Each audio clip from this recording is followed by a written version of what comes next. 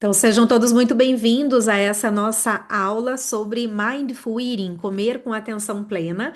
E como eu falei nas aulas anteriores, eu sou apaixonada por esse tema, porque de uma maneira intuitiva eu já trabalhava algumas questões do Mindful Eating, mas foi fazendo minha formação realmente em Mindful Eating que eu pude mergulhar de cabeça nesse mundo do comer com atenção plena, de entender as meditações, os exercícios, e que eu vi que assim, meu Deus, é isso que as pessoas precisam para que elas possam viver em paz com a comida, para que as pessoas que fazem cirurgia bariátrica possam aí realmente desenvolver, porque às vezes nunca tiveram, né? Mas que possam desenvolver uma autonomia na sua relação com a comida, com o corpo. Então é algo que eu amo de paixão, né? E é um prazer para mim poder compartilhar isso com vocês. Tá joia?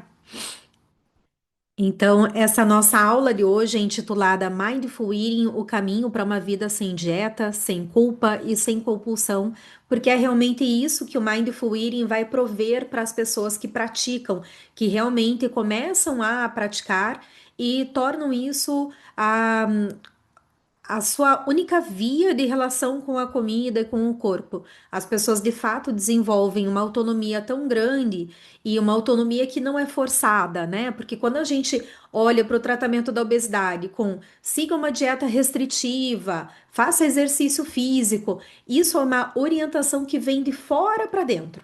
A pessoa ela tem que se moldar naquela forma. Ela precisa dar um jeito de mudar o seu jeito de ser e se adaptar àquela dieta, aquele novo estilo de vida, aquela nova prática de exercícios que só vale se for musculação hoje em dia, né? A musculação ela é ótima, ela tem vários benefícios, ela realmente contribui para uma longevidade e tudo. No entanto, ela não precisa ser a única forma de movimento que uma pessoa pratica, tá? Então a gente precisa tomar cuidado com algumas coisas. E aí, de fato, o comer com atenção plena e tudo que o Mindful Eating provê, todas as estratégias, né, a relação com a comida, com o corpo, como tornar isso algo natural, realmente é o que traz uma mudança que vem de dentro para fora. Ou seja, a pessoa ela vai internalizando essas mudanças, ela vai praticando isso de tal maneira que realmente se torna algo sustentável. E como eu comentei ontem com vocês, eu acho que a única estratégia, fora o intuitive eating, que também é muito semelhante, que realmente vai promover uma transformação de dentro para fora e de uma maneira que é realmente sustentável, né? Porque a gente tem muitos protocolos da TCC, mas que trabalham muito focado no controle do peso, e na verdade, peso é meramente uma consequência de tudo aquilo que a gente faz em relação ao nosso comportamento alimentar e não só o comportamento alimentar, porque se fosse só a gente controlar nosso comportamento alimentar, seria muito fácil, seria muito simples. Mas o nosso peso, o nosso comportamento alimentar, a nossa saúde, ela não é determinada exclusivamente pelas nossas escolhas alimentares. Existem diversos fatores que vão aí confluir para que a gente tenha uma saúde do jeito que ela é. Boa, ruim, por hora a gente consegue melhorar, a hora piora e tudo mais, mas é algo muito mais complexo. Já vai melhorar aqui a voz. Bom, então, para quem está aqui pela primeira vez, seja muito bem-vindo. Meu nome é Thalita, eu sou psicóloga e trabalho com comportamento alimentar, transtornos alimentares, obesidade e cirurgia bariátrica desde 2005. Então, há 20 anos que eu estudo e trabalho na área, que eu estudo a área, na verdade, desde 2001, né? E sempre fui apaixonada por essa área e especialmente por entender por que algumas pessoas querem tanto entrar num padrão de beleza, fazem qualquer coisa para corresponder a esse padrão de beleza, sendo que isso não é algo natural. E assim como a maioria das pessoas, quase todas as pessoas, eu também sempre fui um fracasso para conseguir seguir dietas. Eu não tinha nem a disciplina de conseguir levar um, 2 dias, porque eu já sofria por antecipação pelas coisas que eu não poderia comer, né? E ficava muito mais antenada naquilo. Então, sou um baita de um exemplo de fracasso com dietas, nunca consegui seguir, e isso é o que a maioria das pessoas acabam passando, né? Então, dietas restritivas, elas não estão aí para nos ajudar no tratamento da obesidade, não estão aí para ajudar em ter uma relação melhor com o corpo, elas estão muito mais a serviço de ajudar as pessoas a entrarem num padrão estético do que de ter uma relação mais saudável com o corpo. O que não quer dizer que eu seja contra a pessoa buscar um corpo que ela se sente bem, buscar a sua melhor versão. Não, não é nada disso. Uma coisa não exclui a outra. A única questão é estar atento e saber que dietas restritivas vão muito mais promover uma desconexão do próprio corpo e problemas em relação à imagem corporal, ao comportamento alimentar, do que de fato favorecer um comportamento alimentar saudável. Então, é importante a gente entender que a busca pelo corpo estético, ela não está relacionada com a busca de um corpo saudável, né? Porque muitas vezes aquele corpo estético que a pessoa deseja não é um corpo estético que é possível de se conquistar naturalmente, porque os padrões de beleza eles mudam de tempos em tempos e dificilmente a gente vai ter pacientes no nosso consultório que estão buscando um padrão estético dentro dos seus próprios referenciais. Geralmente as pessoas estão em busca de referenciais estéticos valorizados na sua sociedade naquele exato momento. E é isso que a gente vê acontecendo, não é mesmo? Né? Então, as mulheres, elas querem ser mais musculosas, ou elas querem ser extremamente magras, sem definição muscular, ou elas querem ter um corpo ali todo esculpido com cirurgias plásticas e tal. Então, esses padrões de beleza, eles não são nem um pouco saudáveis, tá joia? Nós temos uma semana especial de aulas. Tivemos aula na segunda-feira sobre psicologia da obesidade bariátrica, com diversas atualizações na área. Ontem, terça-feira, sobre compulsão alimentar e por que que essa é uma das maiores demandas aí no nosso consultório. Hoje falando sobre mindful eating. Amanhã vamos falar sobre o tratamento através de grupos de comportamento alimentar e por que que isso é tão lucrativo, como você pode mudar a sua realidade no consultório através do trabalho com grupos.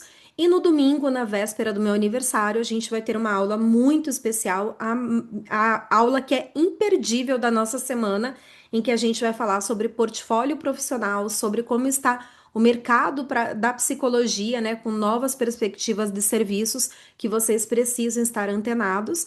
E a gente vai fazer a revelação oficial da oferta que a gente vai fazer para vocês como um presente de aniversário meu para vocês, né? Então não são vocês que vão me dar o presente, eu vou dar um presente muito especial para vocês aí no meu aniversário na segunda-feira. No domingo a gente explica todos os detalhes dessa oferta e na segunda-feira de manhã cedo a gente abre matrículas para vocês aproveitarem essa oportunidade. Então vamos falar um pouquinho sobre a psicoterapia baseada em mindfulness. Nós temos hoje diversas psicoterapias que são baseadas no mindfulness e o objetivo do mindfulness é que a pessoa esteja conectada com o momento presente.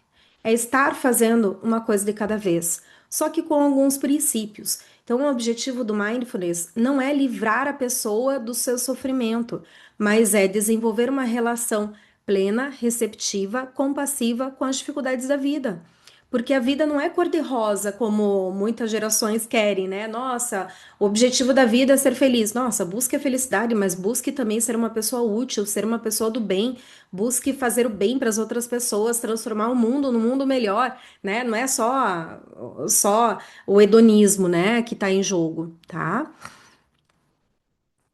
Então, o mindfulness tem algumas premissas muito importantes que são a abertura para aquilo que incomoda. Então, a gente aprender a parar de lutar contra aquilo que incomoda, mas tornar amigo daquilo e desenvolver uma relação amistosa e que a gente possa lidar com isso de uma maneira melhor, mais frutífera para a gente.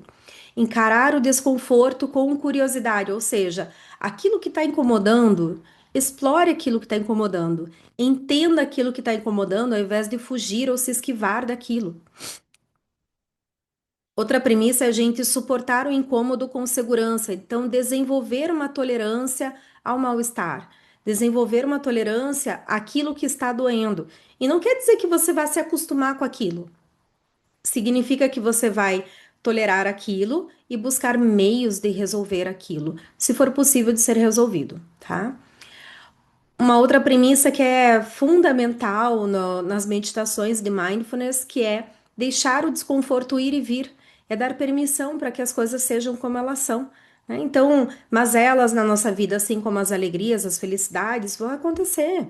As vitórias, elas acontecem do mesmo jeito que acontecem as derrotas. E aí precisa a gente entender que isso é algo que faz parte da vida e a gente pode permitir que isso venha e vá embora. Às vezes, quando a gente quer segurar algo, com muita força, não quer permitir que isso vá embora, porque tudo na vida vem e vai, a gente está segurando aquilo com força, assim como a gente tenta segurar com força a água nas nossas mãos. O que que vai acontecer? Quanto mais você tenta fazer força para segurar a água nas suas mãos, mais ela vai se esvair por entre os dedos, né? Então é permitir que tudo venha e vá. Não tem nada que perdure para sempre. E encontrar um valor oculto na sua dificuldade. Então, fazer uma amizade com aquilo, ver o que que aquilo está te trazendo de benefício, o que que aquilo está te trazendo de aprendizagem, o que que você pode melhorar na sua vida a partir daquela dificuldade que você está passando. E aí, então, o Mindful Eating, ele se baseia nessas premissas e a gente vai falar especificamente sobre as premissas do Mindful Eating, mas antes da gente entrar propriamente dito no Mindful Eating, a gente vai falar sobre o que não é o Mindful Eating. Por quê? Porque o Mindful Eating está se tornando moda, né? Então, como vocês bem sabem, já me ouviram falar, de tempos em tempos nós temos novos milagres aí que vai fazer a pessoa emagrecer, que nossa, agora vai. E todo ano a gente tem diversas promessas de milagre para que a pessoa emagreça e fique magra para sempre, né? A virada de chave para você sustentar o seu emagrecimento. E o Mindful Eating está caindo aí nesse mau uso do Mindful Eating para vender aí falsas promessas que não têm a ver com Mindful Eating. O que não é o Mindful Eating? O Mindful Eating, ele não é mais uma estratégia para emagrecer. Ele não foi desenvolvido e ele não serve para pessoas que estão olhando apenas para o emagrecimento, para baixar números na balança. Pessoas que passam pelo processo do Mindful Eating podem emagrecer? Podem. Assim como podem não emagrecer ou podem ganhar peso, né? A gente não sabe como o corpo vai reagir, tá? Então, se emagrecer fosse tão simples, fosse apenas uma equação matemática de comer menos e gastar mais calorias do que você ingere, nós não teríamos uma epidemia de obesidade no mundo inteiro. O Mindful Eating, ele não é mais uma dieta da moda. Nossa, agora todo mundo come de maneira consciente, todo mundo, vou pular aqui para um dos últimos, né? Só come quando tem fome. Né? Você já deve ter escutado muito isso. Pessoas que nem estão falando que estão comendo de maneira consciente, não falam que praticam mindful eating, mas essa fala que está sendo recorrente nos últimos 2 anos por aí, de que eu só como quando eu sinto fome, né? Eu escuto o meu corpo e eu como quando tenho fome. Isso é balela de quem quer usar o Mindful Eating para emagrecimento, tá? Então, geralmente é nesse contexto, nesse estilo de vida que a gente vê as pessoas falando dessa maneira. Eu como quando tenho fome. Calma aí que o buraco é bem mais embaixo, não é tão simples assim e não é bem isso que vai acontecer. Até mesmo porque uma pessoa que passou por muitas dietas restritivas ao longo da sua vida, um dos danos que as dietas restritivas causam é justamente gerar essa desconexão do próprio corpo. Então a pessoa ela vai deixando de perceber o seu nível de fome, ela vai deixando de conseguir identificar qual é o tipo de fome que ela está sentindo. É uma fome fisiológica, emocional, específica? É só uma vontade de comer por causa da disponibilidade de alimentos? O que está acontecendo? Então a pessoa vai se desconectando, ela vai deixando de conseguir perceber quando ela está saciada. Por quê? Porque ela tem que seguir um cardápio. Alguém, um profissional renomado, um profissional gabaritado, falou para ela que é de 3 em 3 horas que ela vai sentir fome e que ela deve comer. E que tá ali o tanto de calorias, o tanto de nutrientes, macro, micronutrientes que ela deve comer naquele momento. Ou seja, o cardápio, ele acaba determinando quando é que a pessoa vai comer, o horário que ela vai comer, que ela vai sentir fome, não tem como a gente saber que horário uma pessoa vai sentir fome. O cardápio determina o quanto a pessoa vai comer, ou seja, qual é o tamanho da sua fome nesse momento, não importa. O que você deve comer nesse contexto é isso que está aqui no cardápio, tá? E o que é que ela vai comer, né? Então, as escolhas alimentares vão ser determinadas por um outrem, né? Uma outra pessoa, uma terceira pessoa vai determinar o que é que você deve comer naquele momento e você não tem condições de escutar o seu próprio corpo. Se você já está satisfeita, quer deixar um pouco de comida no prato, não, você deve cumprir aquela meta de ingesta alimentar.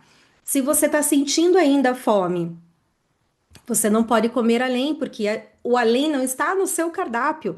Não é aquilo que você deve comer para que você emagreça, para que você trate a obesidade, para que você tenha uma saúde melhor. E por isso que esses tratamentos estão caindo por terra, por isso que a gente tem cada vez mais evidências robustas de que olhar só para um cardápio fixo não funciona para a gente tratar a obesidade, para deixar uma pessoa mais saudável.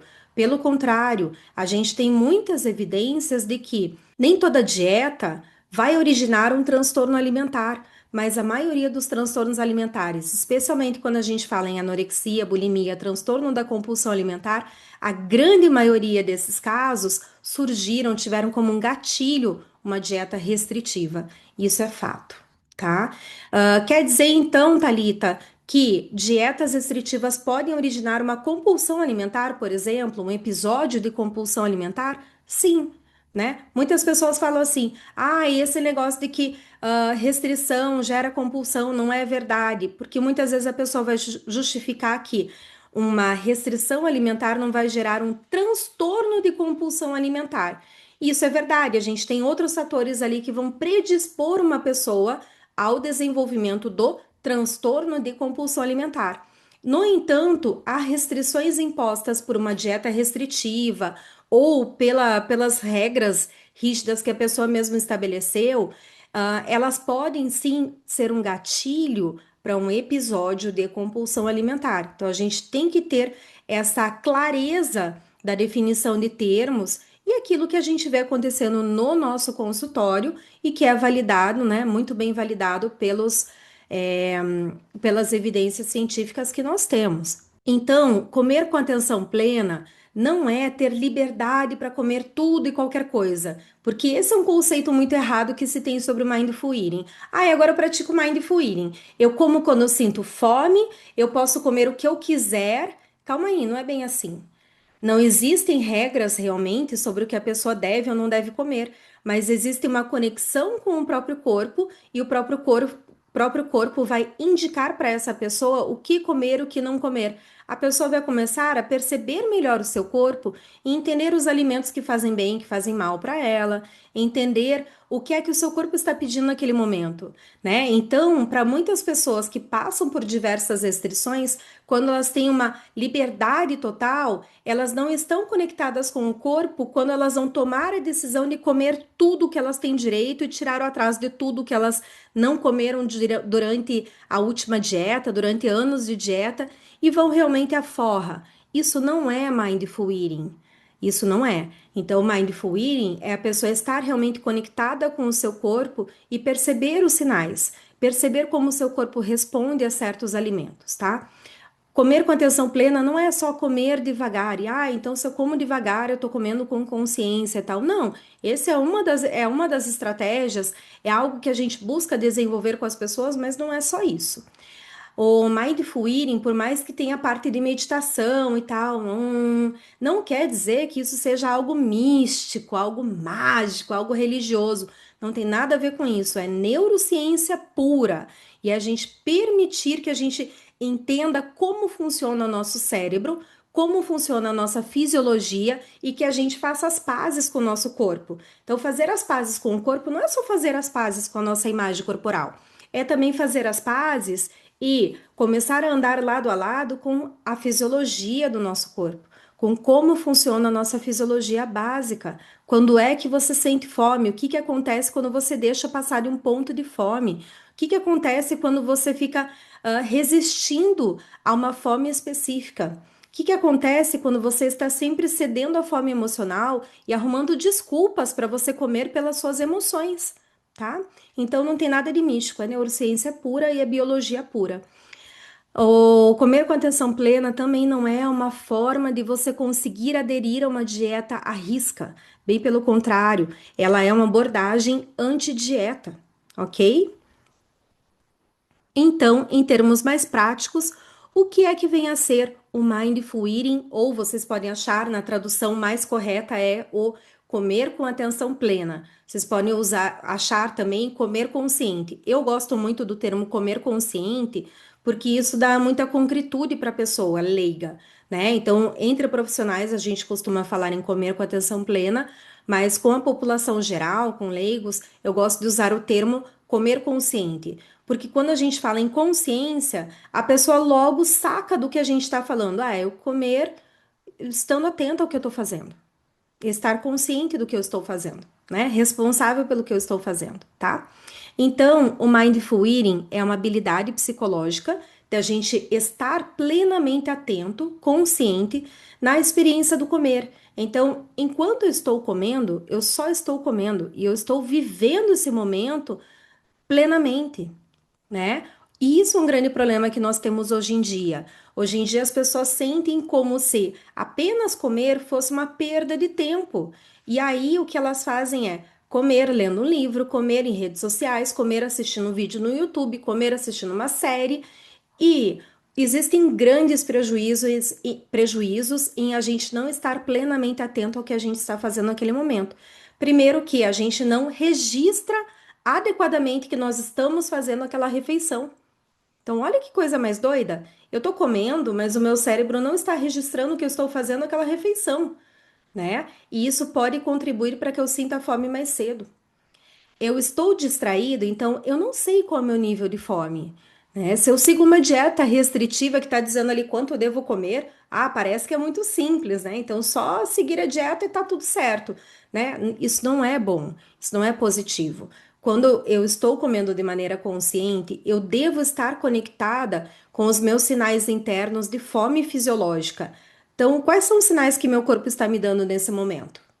Qual é o nível de fome que eu estou sentindo nesse momento? Qual é o poder de escolha que eu tenho com este nível de fome que eu sinto agora, tá? Quais são os sinais de saciedade que meu corpo está me dando? A gente vai falar sobre tudo isso daqui a pouco. Mas quando eu estou conectado com o meu corpo, quando eu estou fazendo uma coisa, uma única coisa, e prestando atenção realmente, experienciando o momento de comer, eu consigo controlar o meu comportamento alimentar. Gente, controle do comportamento alimentar do jeito que a gente conhece habitualmente, sem o mindful eating, é um controle externo que vem de fora, de você dar um jeito de seguir à risca uma dieta. Quando, na verdade, o controle alimentar real, ele deve vir de dentro para fora. Eu entendendo o que está acontecendo aqui dentro, eu identificando os sinais de fome, de saciedade, eu conseguindo fazer escolhas conscientes, eu estando 100% atenta a isso e arcando com as consequências das minhas escolhas. Então, é eu exagerar, como a gente conversou ontem, mas consciente da minha escolha de exagerar. Eu já senti que eu matei a vontade de comer essa Marta Rocha, esse bolo, mas eu sinto também que eu já estou saciada, que eu já deveria parar de comer nesse momento, mas eu quero ter um pouco mais de prazer com esse bolo. Então eu escolho conscientemente comer um pouco mais, porque eu quero sentir isso durante mais um tempo. Porque eu nunca venho nessa confeitaria, que é em outra cidade, eu nunca venho para essa cidade e eu quero aproveitar mais um pouco, tá? Qual é a diferença? Quando eu exagero de uma maneira mindful, de uma maneira consciente, a culpa ela é muito menor, ou ela nem vem, porque é uma escolha consciente. Mas quando eu estou totalmente desconectado do que está acontecendo, aí a culpa bate. Porque aí vem a culpa, a raiva, o arrependimento de não perceber o quanto está comendo. O mindful eating, ele é também comer de uma maneira intencional, sem julgamentos ou críticas. Então, eu escolher o que eu quero comer, por que é que eu quero comer aquilo, e às vezes não é nem o que eu quero comer, é eu escolher o que é o melhor eu comer naquele momento. Talvez, se eu for ver pelo, o que que eu gosto de comer, o que que eu quero comer, às vezes eu vou pelo, eu preferiria então no buffet hoje no almoço comer a sobremesa e só comer sobremesa. Mas racionalmente eu sei que isso não é adequado. Eu sei que isso não é bom para minha saúde. E muitas vezes, presta atenção nesse detalhe. A gente fala que, eu quero comer. Puxa, eu posso comer o que eu quero? Né? Com mindful eating, com intuitive eating, eu posso comer só o que eu quero? Então, beleza. Nossa, vou sempre comer só a sobremesa, não vou comer nada de salgado. quando você começa a conectar com o seu próprio corpo e você começa a olhar para aquela sobremesa na hora do almoço, em que você tem um nível de fome adequado para comer naquele momento, você olha para a sobremesa, você imagina o gosto dessa sobremesa e não é isso que você quer comer naquele momento. Você quer comer comida que vai te dar energia, que vai te dar nutrientes, que vai realmente nutrir o seu corpo, porque essa é uma função básica da comida, é nutrir o corpo, tá? Então você vai aprendendo a realmente afinar essa audição para o seu corpo. Isso é muito legal, gente. É muito legal ver as pessoas passando por essa transformação, né? Para quem me conhece há mais tempo sabe que o termo transformação não é algo que eu gosto muito, mas realmente é isso que acontece. A pessoa muda, a pessoa se transforma, tá? Então, eu vou comer de uma maneira intencional, eu vou escolher o que comer porque eu sei que isso é melhor para mim neste momento. A gente não é criança mimada para fazer só o que quer e só o que acha que quer, porque vocês, né, para quem tem criança aqui, já viu criança fazendo birra, já viu uma criança mimadinha, sabe muito bem que aquilo que a criança quer fazer não é melhor para ela naquele momento, tá? Sem julgamento, gente. Uma premissa muito básica do mindfulness é isso, nada de julgamento, tá? Então uma comida ela não é boa ou ruim, emagrece, engorda, etc. Não, não é isso, ok? E sem críticas. Putz, ai, lá vou eu comer massa hoje de novo, né? Mas às vezes você olhou às vezes você olhou o arroz e o arroz, sei lá, tá feio, tá? Você vê que tá muito cheio de óleo e você viu ali um macarrão que parece estar mais gostoso, tá? Feito com mais capricho, sabe? Então, coisas do gênero. O mindful eating é também o comer com uma atitude curiosa. Que é uma pessoa curiosa? Uma pessoa fuxiqueira, né? Uma pessoa que vai explorando tudo, que ela quer saber todos os detalhes. Então, comer com uma atitude curiosa é você comer com os cinco sentidos. Você tem a visão, você tem o tato com as mãos, você tem o tato com a boca, com os lábios, você tem o olfato, você tem o paladar, a audição. Então, é você estar ali imerso naquela experiência de comer e comer com os cinco sentidos, tá? O Mindful Eating tem como objetivo ressignificar a relação da pessoa com a comida, com o ato de comer, através de certas premissas e pilares que são norteadores que a gente já vai ver, tá? E aí uma coisa muito importante, gente. Veja, talvez de tudo que eu tenha falado até agora, do que é e do que não é o Mindful Eating, você esteja pensando assim, cara, mas por que que isso acontece, né? O que que acontece ao longo da vida da pessoa que a gente vai perdendo isso? Então, veja, como é que a gente perde a nossa consciência sobre a nossa alimentação? Porque todo mundo nasce um comedor consciente, tá? Esse termo é um termo ok da gente utilizar. Então, todo mundo nasce com essa intuição para comer, né? Com essa conexão com o corpo bem estabelecida. Só que a gente vai perdendo isso ao longo do tempo. Então, quando nós temos uma mãe que amamenta não em livre demanda, quando está em livre demanda, quando o bebê está conectado com o seu corpo e chora pedindo mamar porque precisa de comida naquele momento. Mas se a mãe, já desde que o bebê nasce, começa a colocar certas regras externas para alimentação, para amamentação, do tipo, tem que amamentar a cada 3 horas. Nós temos muitas pessoas que agem assim, às vezes, para colocar regras na criança, para mostrar ali, né, quem que é pai e mãe na relação, às vezes para facilitar o seu dia a dia de trabalho, de rotina e tudo mais, às vezes por qualquer outro motivo que o valha, porque às vezes um profissional da saúde falou que isso que era o certo, tá? Então, quando a mãe já vai fazendo isso com a amamentação, já vai desregulando essa conexão com o corpo no bebê, tá? Quando essa criança vai crescendo, existem regras familiares do tipo: tem que limpar o prato, tem que comer tudo que tá aí, porque agora é a hora de comer. Só vai ganhar sobremesa se comer tudo que tá aí, se comer a salada, né? Ah, ou então por demandas diárias, pelos horários que são mais convenientes. À medida que a gente vai crescendo, a gente vai tendo regras de horários. E o nosso corpo vai se adaptando a isso, não tem problema, isso não é algo ruim, algo prejudicial, né? E aí a gente tem o horário do almoço, a gente tem o horário da janta, a gente tem o horário do café da manhã, por causa das nossas atividades diárias. Isso não é ruim. isso não é algo indesejável e que então eu não vou comer de maneira consciente, não vou estar honrando o meu corpo. Não, teu corpo vai se adaptando e aí você vai convencionando o seu corpo a comer naqueles horários que são os melhores horários para a sua rotina. E tudo bem, tá? E aí, quando que você vai lidando com isso de uma maneira um pouco mais gentil? Por exemplo, se você percebe que você está com um nível de fome mais baixo, e aí você não come tudo que está ali à disposição.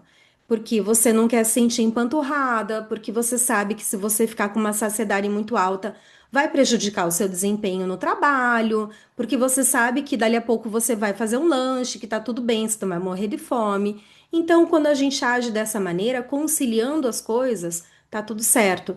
E isso é a gente equilibrar a sabedoria interna e a sabedoria externa. A gente já vai falar sobre esses dois pontos aí fundamentais, tá? Outra questão que acaba desregulando a nossa relação aí com o nosso próprio corpo é a cultura. Então, nós vivemos uma cultura de dieta que prega pra gente o que que é bom comer, o que é ruim comer, o que é comida saudável, o que é porcaria, o que emagrece, o que engorda. E na verdade não existe nenhum alimento que seja assim um super alimento, um suprassumo que vai fazer você ter, pá, comendo aquilo você vai ter uma saúde maravilhosa. Não. A nossa saúde, ela depende de diversos fatores, né? Não apenas do que a gente come, tá? Então, essa nossa cultura de dieta, de mentalidade de dieta, de dicotomização dos alimentos, acaba muito mais prejudicando a nossa relação com a comida, com o corpo, do que ajudando. Aqui a gente fala também de cultura, mas não só nesse sentido da cultura da dieta, mas a cultura na qual você está inserido, né? Então, as suas preferências alimentares e aquilo que você talvez tenha um pé atrás para comer, vai depender também dos seus hábitos familiares, da cultura na qual você está inserido, o que que come, o que que não come, a sua religião, né? Existem várias religiões que excluem certos tipos de peixe, só pode comer peixe de água fria, não pode comer carne de porco. Então, tudo isso vai moldando o seu paladar, a sua comensalidade, os seus hábitos, tá? Outra coisa que pode contribuir aí para a gente perdendo essa consciência sobre alimentação é o marketing. Veja, se a gente for falar sobre marketing, e mindless eating, que é o comer desatento, a gente passa aqui horas falando a respeito disso. Mas o que que é importante entender? Nós comemos de uma maneira muito desatenta e essa maneira desatenta de comer é também influenciada pelo marketing. Para observar o que é, cadeias de restaurantes fast food fazem. Elas mostram para a gente uma grande vantagem em a gente investir um pouquinho mais de dinheiro para a gente ter muito mais comida à disposição. E aí a gente pega e troca a batata média por uma batata grande, por uma fraçãozinha ali de dinheiro, e a gente troca o refrigerante médio pelo grande por uma diferencinha muito pequena de dinheiro, tá? Então, isso contribui para que a gente coma mais. E aí você olha assim, nossa, a gente quer o quê? Ter vantagem. O ser humano, ele é assim, a nossa cultura brasileira é muito assim, nossa, se eu tô ganhando vantagem, se eu tô pagando 80% só da comida que eu estou comprando, nossa, maravilha, uma baita de uma vantagem. Só que as pessoas, elas vão comer até acabar, né? E a maioria das pessoas comem, a maioria, uma parcela muito importante das pessoas comem até acabar a comida do prato, sem perceber se elas já estão sentindo o seu estômago cheio, sem perceber se elas estão se sentindo empanturradas, e elas comem aquilo, pronto, acabou, tá? Então a pessoa come em excesso, ok? Ela come sem perceber os sinais de saciedade. Ela muitas vezes come sem perceber como está o gosto da comida. Vamos falar de McDonald's? McDonald's, na teoria, é um sanduíche padronizado, não é? Ele não deveria ter o mesmo gosto em todos os lugares? Deveria. Mas para quem come McDonald's, sabe muito bem que você vai em um McDonald's, está de um jeito, que quando troca o turno, o sanduíche está de outro e tal. Então, a pessoa, quando ela come muito desconectada, ela come com a lembrança que ela tem daquela comida. Ai, nossa, eu amo quarteirão. Tá bom, mas então é parar para observar o que está acontecendo na sua boca. Será que esse quarteirão tá tão suculento, tão gostoso, tão cheiroso, tão apetitoso, tão quentinho quanto o que você tem gravado na sua memória? E se a gente for ver mercado, se você passar nas gôndolas de supermercado, nós vemos com outro olhar, com esse olhar do marketing, o tanto que nós somos influenciados por essas vantagens. Então, o pague 2, leve 3, né? O ganhe tantas gramas de bolacha recheada, sabe? Então, tudo isso vai fazendo com que a gente ache que tem uma vantagem ali, tá? E aí, então, quais são as premissas do Mindful Eating? A primeira premissa é o não julgamento ou crítica sobre o ato de comer. Então, sem julgar que, ai, vai comer um sorvete, vai comer não sei o quê, ai, vai comer de novo, vai comer depois das 18 horas e tal. Então, dessa maneira, sem a gente julgar, sem a gente criticar, a gente consegue trocar a culpa e a vergonha por aceitação e respeito. E é isso que a maioria dos nossos pacientes precisam: se livrar da culpa, se livrar da vergonha ao comer, até porque essa vergonha muitas vezes tem a ver com a compulsão, né? Lembra que ter vergonha do ato de comer é um dos pontos da compulsão alimentar, do episódio de compulsão alimentar. A segunda premissa, algo básico que vai existir sempre no Mindful Eating, é ter paciência para aprender a meditar e a modificar a relação com a comida. Então, nós vamos fazer muitos exercícios de meditação, não só exercícios de meditação, mas desenvolver essa paciência é fundamental para estar conectado com aqui e agora. E isso é muito do que a maioria dos nossos pacientes precisam hoje em dia. Então, sair desse automatismo, sair da necessidade de estar sendo produtivo o tempo todo e realmente estar conectado com a comida naquele momento. Ai, Itália, eu tenho vários pacientes que falam assim: ai, mas eu tenho medo de sentir tédio. Ai, tenho medo de ser chato só comer. Passe pelo tédio. Enfrente o tédio. Você não precisa mudar o tédio, tornar aquela experiência super agradável, né? Uhul, maravilha, melhor momento da vida, melhor momento do dia. Não precisa. Pode ser uma situação meio entediante fazer aquela refeição, mas é só tédio. O que o tédio ali de 10 minutos vai mudar na sua vida, né? O tédio vem e o tédio vai. E coma com atenção plena naquele momento. Tá tudo bem, tá? Significa que sempre vai ser entediante? Não, gente. Tem pessoas que conseguem desfrutar e ter experiências agradáveis.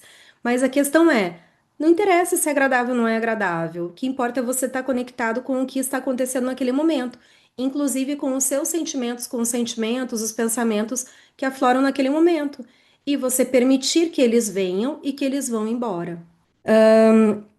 A terceira premissa é ter mente de principiante, ou seja, ter aquela mente curiosa de uma criança pequena, desenvolver essa curiosidade quanto à experiência do comer.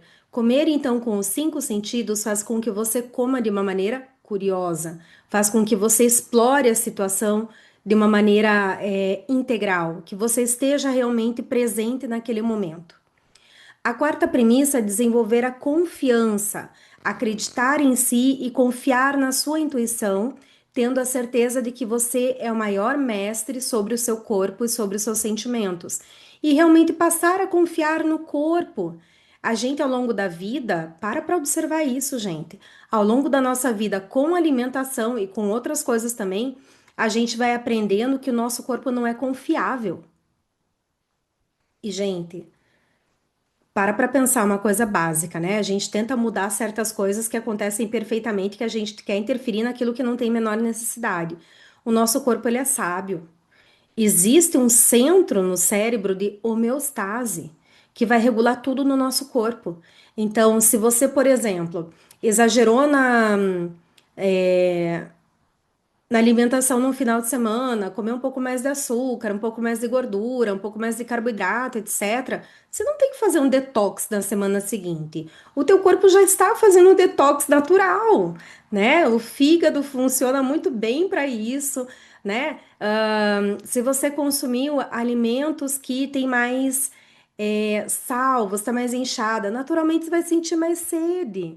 Então, isso é uma autorregulação do nosso organismo. E a gente precisa aprender a confiar no nosso próprio corpo.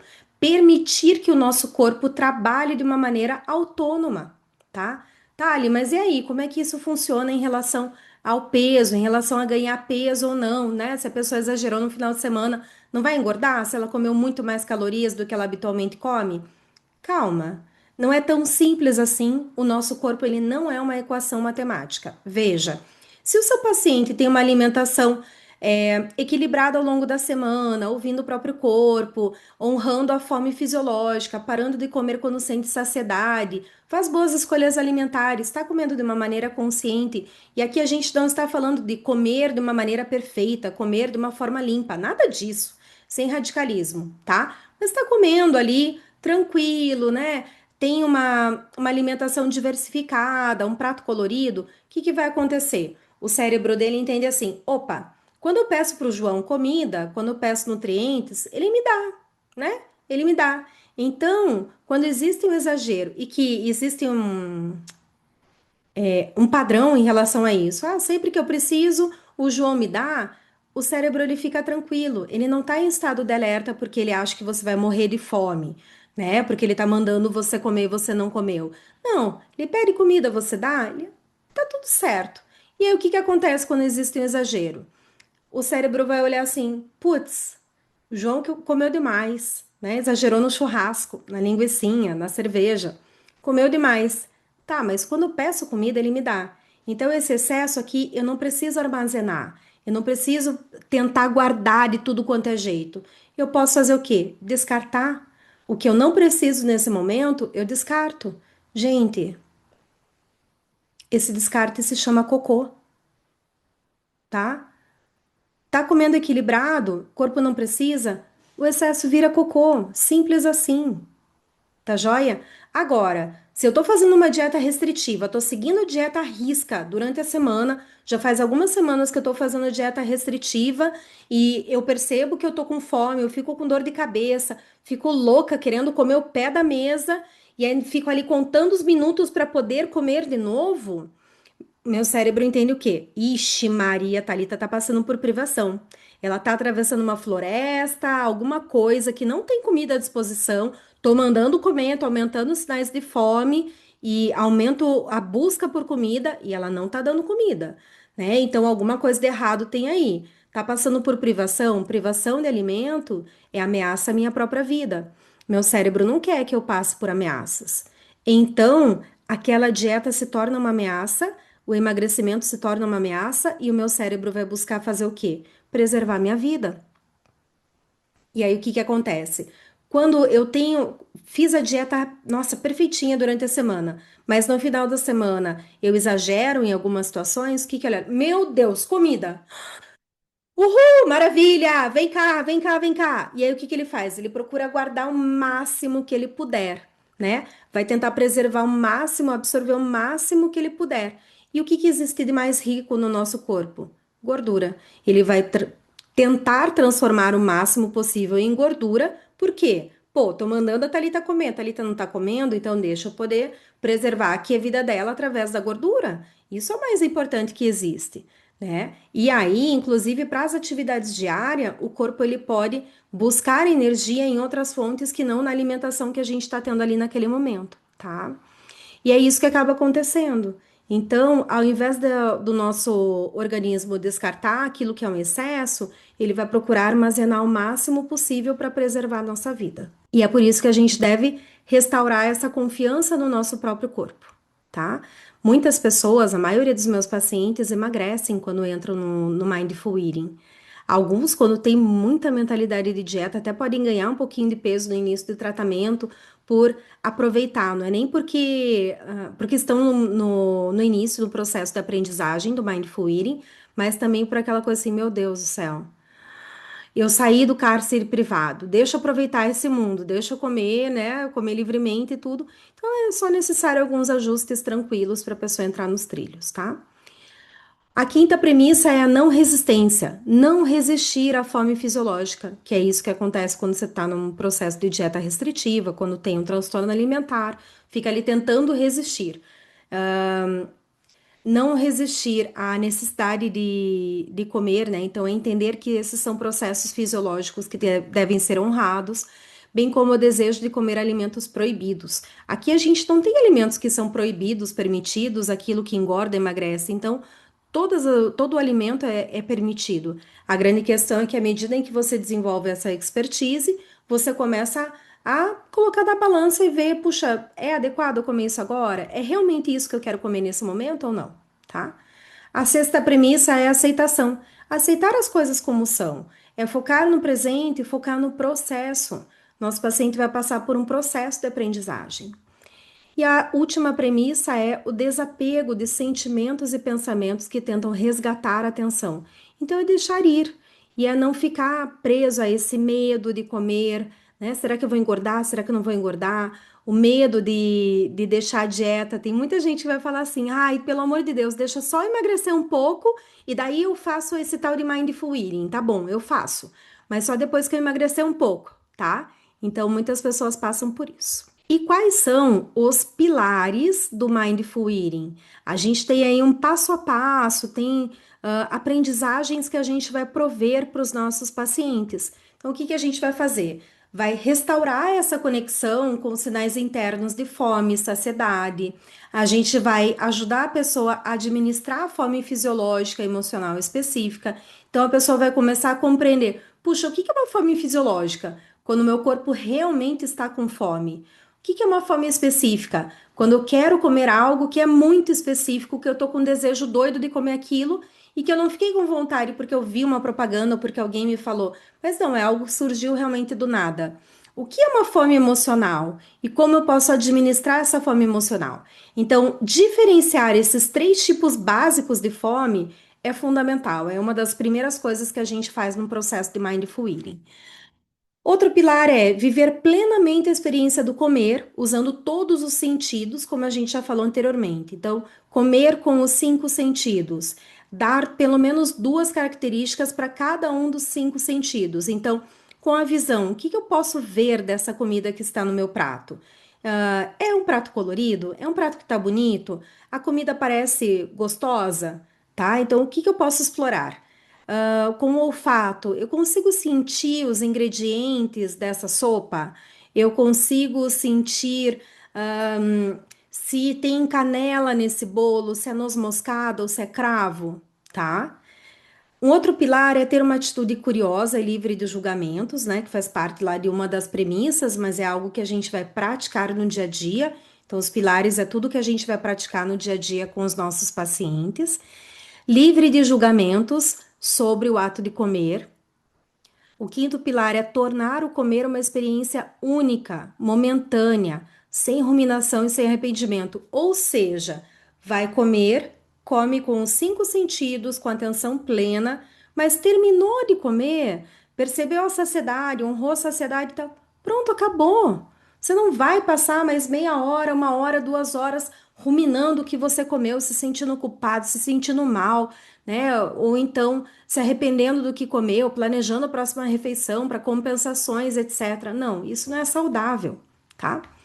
Sexto pilar é prevenir o mindless eating. Então, entender quando essa pessoa que está na sua frente costuma comer desconectado, costuma comer sem atenção, de maneira desatenta, e a gente vai trabalhar para que a pessoa desenvolva uma atenção maior naqueles momentos e que a gente possa prevenir.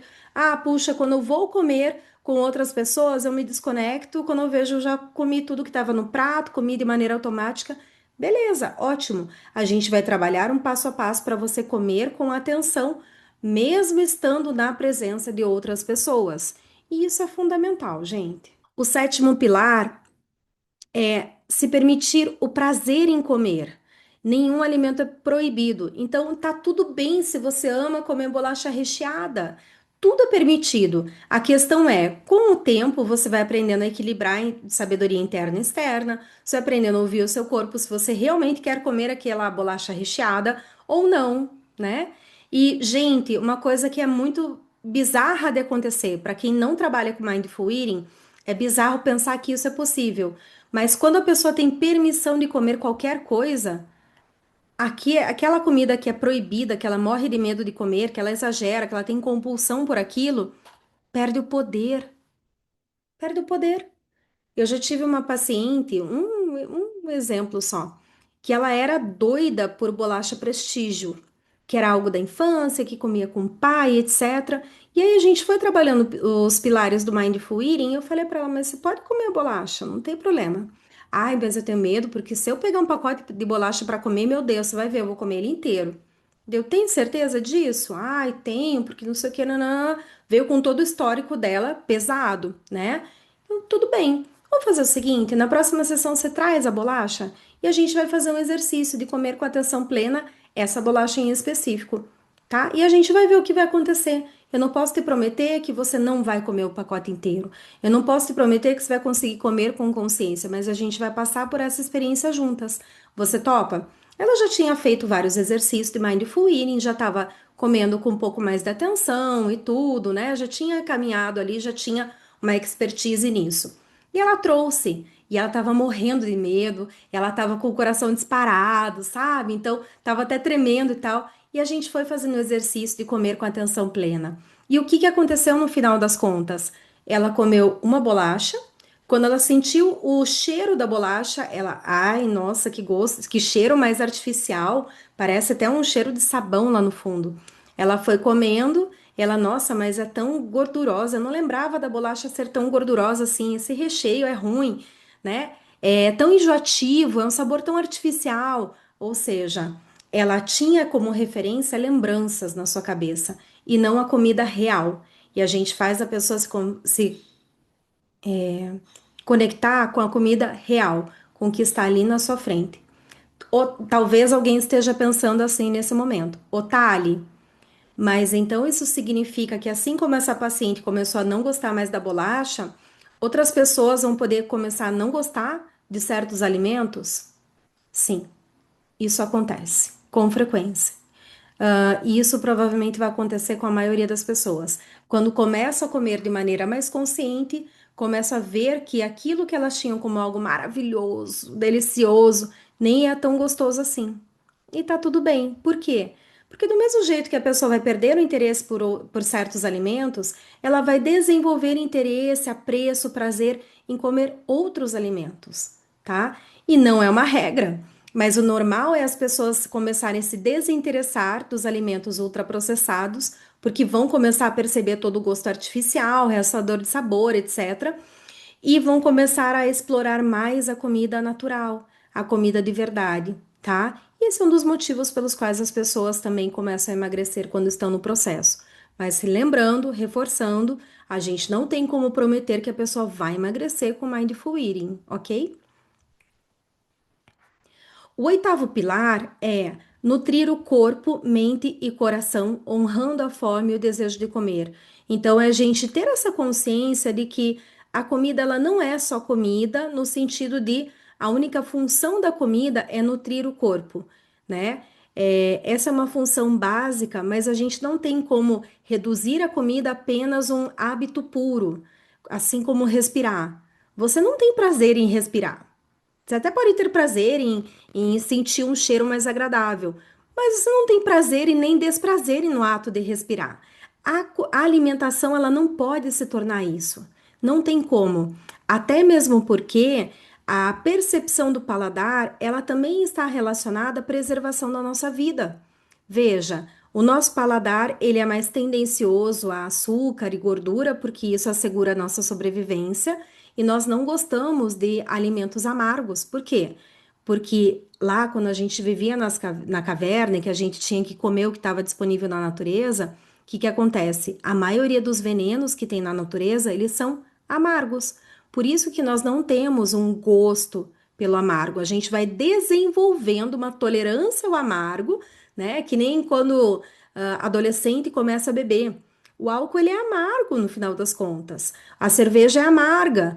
Se você for explorar uma bebida doce, ela também vai ter um amargor, vai ter alguma coisa ali, né? E as pessoas elas vão se habituando com aquele paladar, tá? Ou porque existem outras notas ali que vão sendo prazerosas e tal, como um vinho, por exemplo, que você vai explorando o vinho e aquilo vai se tornando algo prazeroso, ou para fazer parte do grupo, né? Porque que é o barato de estar embriagado, como com cerveja, com vodka, etc., né? Como é comum com adolescentes. Então, esse nutrir o corpo é dar nutrientes realmente que o nosso corpo precisa, É a gente comer com aquilo que a gente pensa sobre a comida, ressignificar os nossos pensamentos sobre a comida, mas é também estar conectado com as emoções, com as lembranças que nós temos sobre a comida, tá? O nono pilar é a gente equilibrar sabedoria interna e externa, que a gente vai falar daqui a pouco. E o décimo pilar é desconectar de regras externas de dietas restritivas, de alimento bom versus alimento ruim, engorda e emagrece, horários rígidos, etc. Então, a gente romper com mentalidade de dieta. E aí, então, o que que vem a ser esse equilíbrio entre a sabedoria interna e externa? Começando com a sabedoria externa. A sabedoria externa é todo o conhecimento que eu adquiro que vem de fora, não vem do meu próprio corpo, vem de fora. Então, tudo que a gente aprende a respeito de nutrição, o funcionamento do organismo, o que eu falei para vocês de autorregulação, preservação da vida, metabolismo, né? O que eu vou descobrindo a respeito do efeito das dietas restritivas, dos danos que isso causa, como funciona a cultura da dieta, padrões de beleza, mentalidade de dieta, o que eu penso sobre comida, se vem de mim, se vem realmente de regras alimentares da minha família, se vem daquele momento que eu estou vivendo na nossa sociedade. Então, por exemplo, se a gente pegar alimentos, superalimentos, tá? O que pode e o que não pode comer. Para quem já passou dos 40 anos, assim como eu, talvez lembre da sua infância que existe um alimento que hoje é tido como o alimento mais completo da face da Terra, o superalimento, o suprassumo. Quando nós éramos criança, ele era o alimento mais temido do mundo. Era um alimento que, se você comesse mais de dois na semana, você ia morrer de infarto e entupir suas artérias. Que alimento é esse, gente? Alguém tem alguma ideia? Esse alimento é o ovo. Hoje o ovo, meu Deus do céu, né? Coma muitos ovos, porque o ovo é super completo, super nutritivo. Isso aí, Ju, acertou, né? Então é super nutritivo. Mas quando a gente era criança, o ovo era assim, meu Deus, ele é só colesterol nessa gema. Então não coma, até porque nem se falava sobre a proteína da clara do ovo, né? Então não podia comer. O máximo que podia comer, recomendação médica, era um ovo na semana. Então, o que que eu quero mostrar para vocês? O que é permitido, proibido vai variar demais, conforme o que querem vender naquela época, tá? Então, é assim que funciona mesmo, joia? E a gente precisa aprender a equilibrar isso. Por isso que a gente ficar num terrorismo nutricional, operando em função do terrorismo nutricional, não é saudável. Talvez você ame ovo e você adore comer um ovo de manhã.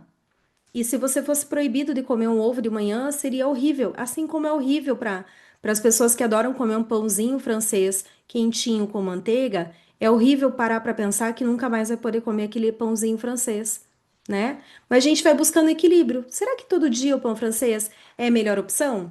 Será que é legal a gente equilibrar essa refeição, colocando proteína, colocando outros alimentos, tá? Então a gente vai ajudando as pessoas nesse equilíbrio, ok? E a sabedoria interna? A sabedoria interna é tudo aquilo que eu adquiro de conhecimento que vem de dentro, tá? Então, é um conhecimento que vem de dentro, sabedoria interior, que vem de dentro para fora. Ou seja, é eu aprender a ouvir o meu corpo, é eu estar conectada com o meu corpo, entendendo como ele funciona. Tudo bem que eu possa até adquirir um conhecimento lá de fora, que eu fiz um curso, que eu aprendi com um professor, que eu vi aqui a Thalita falando sobre o funcionamento ali do cérebro mediante dietas restritivas, autorregulação, etc. Tá bom, ela me passou um conhecimento que vem de fora, só que eu posso conectar com os sinais internos para eu poder transformar aquilo em entendi agora. Ah, o que eu estou sentindo agora é uma fome gigantesca, tá?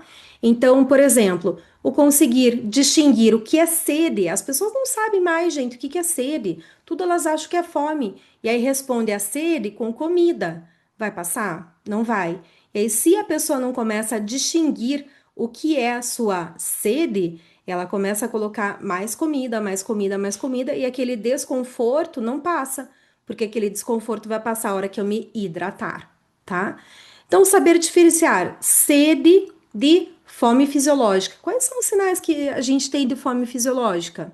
O nosso corpo, ele nos dá diversos sinais de fome fisiológica. Aqui eu estou colocando para vocês a nossa escala de fome fisiológica que a gente disponibiliza nos nossos cursos e tal, né?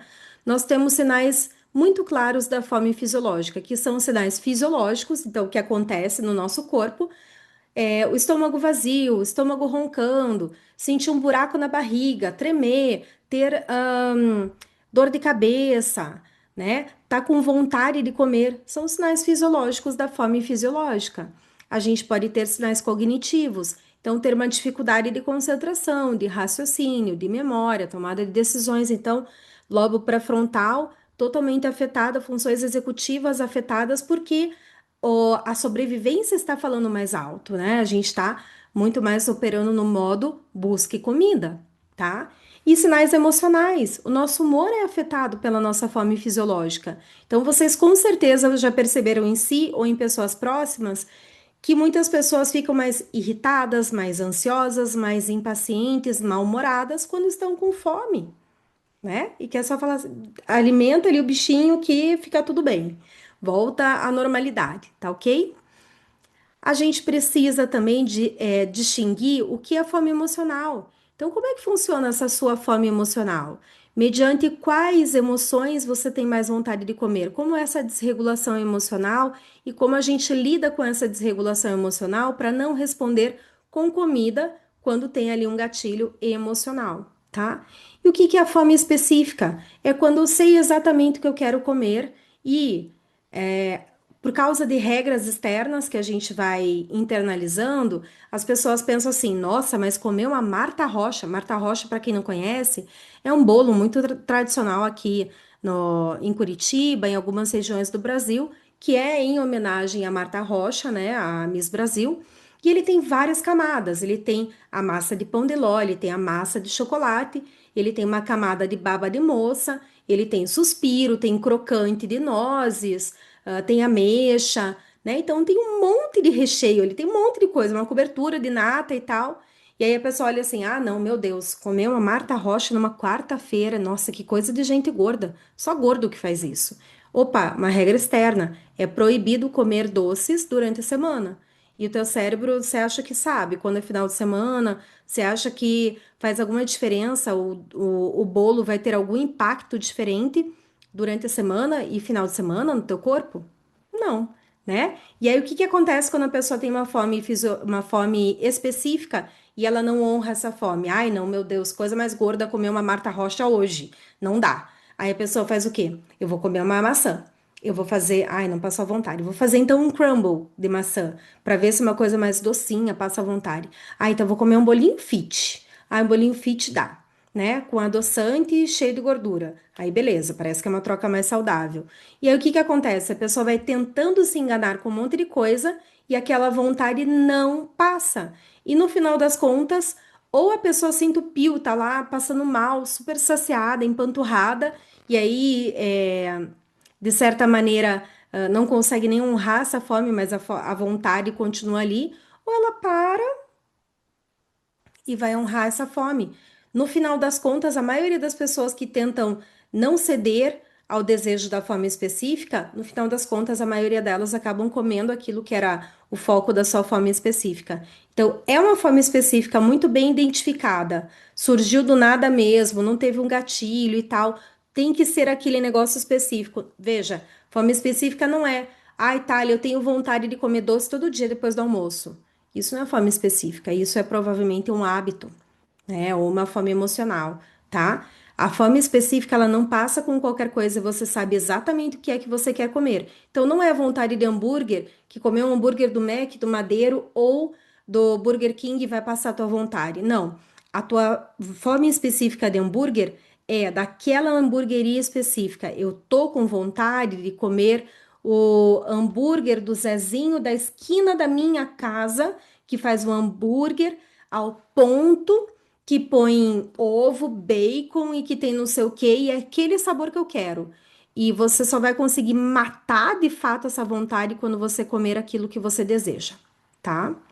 Então vai e honra essa fome quando você identifica qual é a fome específica, né? Então não adianta ficar tentando se enganar, tá? Mas aí senta, aprecia o momento, come com prazer, come com os cinco sentidos, se permite o prazer em comer, percebe a saciedade, percebe, já vou entrar aqui na saciedade, percebe a saturação do paladar.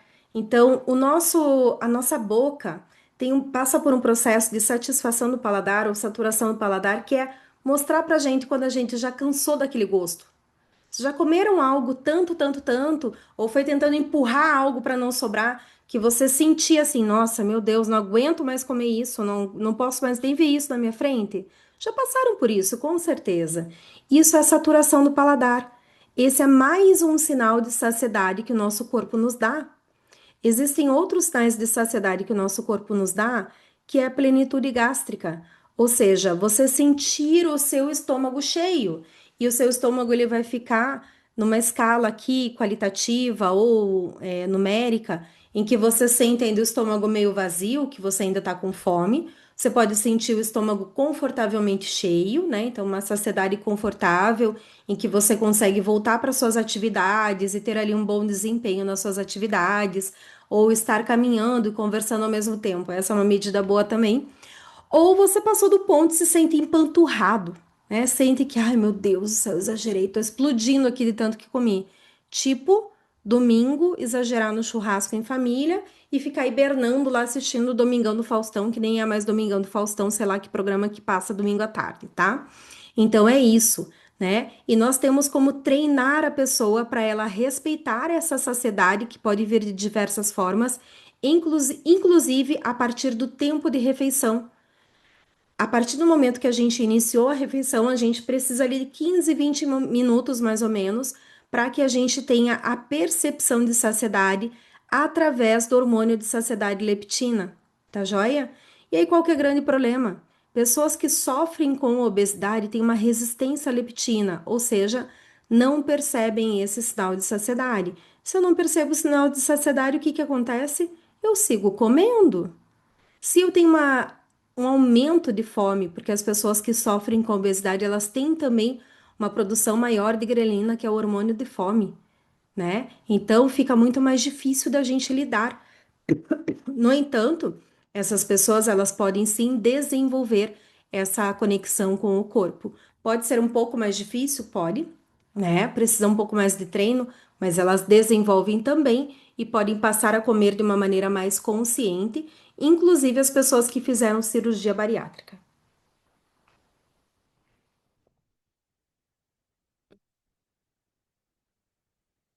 No Mindful Eating, a gente falou aqui em três tipos básicos de fome, né? Fome fisiológica, emocional e específica, mas nós podemos trabalhar com os pacientes, com o grupo, etc., 9 tipos de fome, tá? Que engloba essas fomes básicas, mas que a gente tem autores que trabalham com 9 tipos de fome, que é a fome de olhos, a fome de ouvido, fome de nariz, que é então a pessoa estar mais conectada com o ambiente que ela está inserida e percebendo quais são os gatilhos que ela tem para comer que acabam vindo aí desses sinais. E aí nós temos diversas estratégias de mindful eating, só para vocês terem uma noção do que a gente pode trabalhar com os pacientes, o quanto o mindful eating ele tem muitos recursos, ele é maravilhoso para a gente ajudar as pessoas, tá? Então veja só, aqui a gente tem o meu, né, material. E a gente vai trabalhando várias questões. Então, a questão da gratidão, diminuir o ritmo, sentir prazer com comer, entender o seu nível de fome. Você pode trabalhar um desses exercícios a cada semana, você pode trabalhar mais de um por semana. Tem vários, eu vou colocando a mão aqui na tela, tem vários outros exercícios para fazer aqui, né? Então, poxa, descansa os talheres, limpa a boca com guardanapo, e que tudo isso vai fazendo com que a pessoa coma mais devagar. Opa, vou diminuir o ritmo? De que maneira eu posso ajudar o paciente a diminuir o ritmo? Descansar os talheres, limpar a boca, tomar uma aguinha entre as garfadas, né?